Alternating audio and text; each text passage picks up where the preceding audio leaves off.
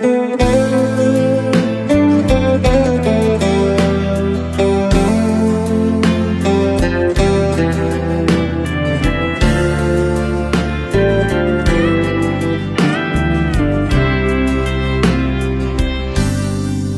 xem nát chín rằm cắn rằm tê ta chen hui phu bek li cần rằm ma si phinh lê thang mua run mối lê qua lê gian môi phun kinh tê ta chen mal song na lăng ter xin tu chín rằm tê a si xem nát chín rằm cắn rằm tê và chen hui phu bek mi cắn rằm ma si phinh lê tlang mual ruan môi lê khó lê gian môi phun kinh tê và chen mal som na lăng ter xin tu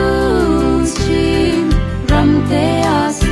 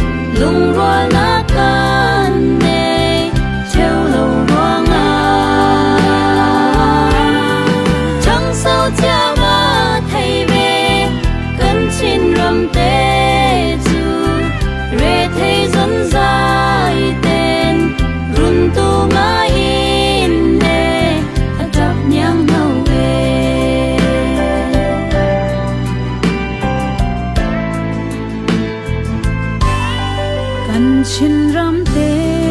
hay chuan về ning lo